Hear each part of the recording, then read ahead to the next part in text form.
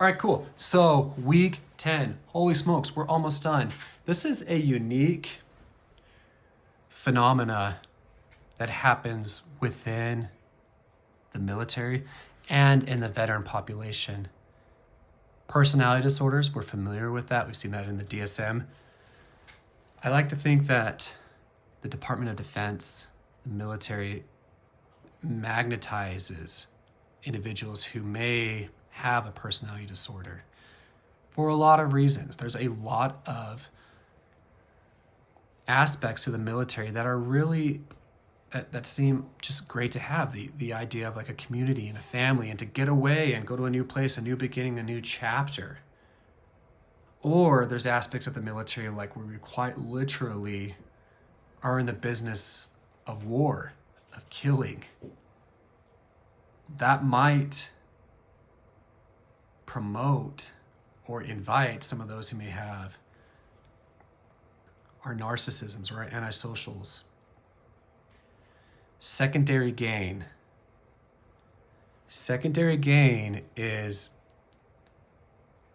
the idea that I'm using, or there's a function to my distress that benefits me in some way. There's a function to my, we'll call it trauma or my issues. I'm using my diagnoses for some level of gain. Oftentimes that's intentional or unintentional, and we'll talk about both. We're also going to talk about other challenging presentations. These are things that you don't often see in, outside of the military context, because most of the time when clients go to therapy, they want to get better. But we find secondary gain for those who don't want to go. So we're thinking military, maybe prison, adolescence, court order. So let's talk about this a little more. So secondary gain, the definition is secondary gain refers to either the hidden or unintended advantages or benefits someone may gain from their symptoms. In the military context, mental health, it could be I'm getting more attention. I could be embellishing my conditions for financial compensation, so I'm getting disability, or I'm getting excused from duties. I won't deploy because I'm emphasizing, or it might even be feigning, my disorder, so I don't deploy. The implications of this, service members might inadvertently find benefits in prolonging their mental health issues. We are trying to treat issues, but oftentimes if I have a mental health issue, maybe it stops me from doing things I don't have to do. Let's see, I hate running, which is true.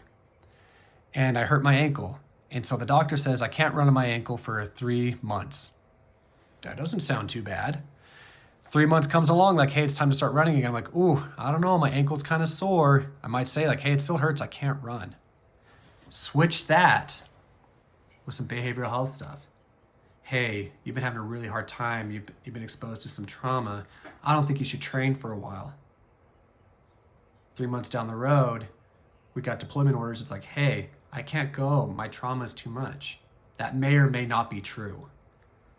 You, as the provider, have to determine what is considered secondary gain, malingering, not necessarily real, or a legitimate presentation.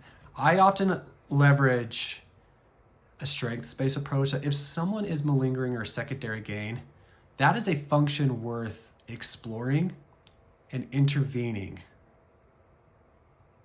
So understanding malingering refers to the deliberate exaggeration of symptoms for personal gain. We talked about this before. The impact this has on therapy, it challenges your ability to accurately assess genuine mental health needs. There are some service members, veterans, that are incredibly good at malingering. They cry on demand, will quite literally hurt themselves, burn themselves, come up with very complex stories. Learning to accurately assess that through a period of time. And this means holding off on your diagnoses until you really have a good grasp. This can obviously strain the therapeutic alliance if ultimately if you're just being lied to.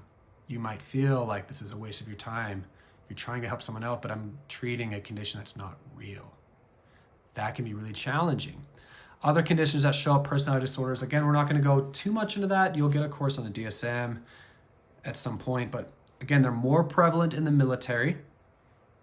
And so understanding the impact of personality disorders and when they become impairing or challenging to the point where they impact their ability to do their jobs.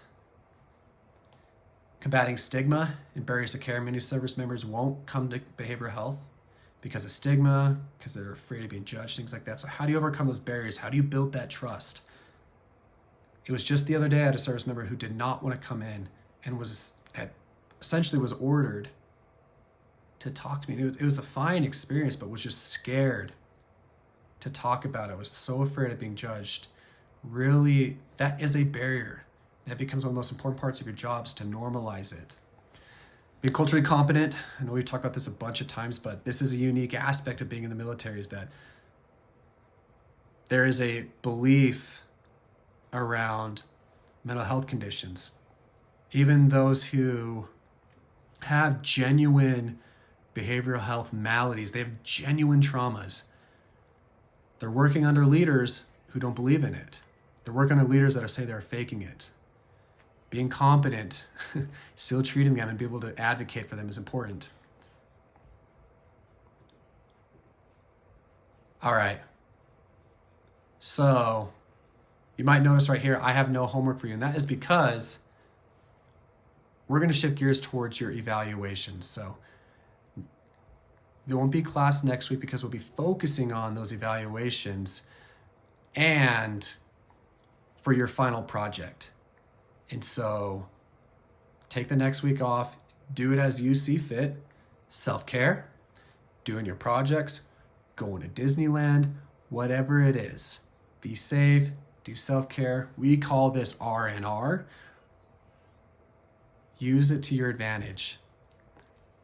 I'm still available during this time, and I'm really looking forward to seeing all your presentations for our last week. That being said, it's been a pleasure. This is our last lecture. Next time around, we get to see your presentations, and we'll go from there. I hope everyone had a good time, and we'll catch you later. All done.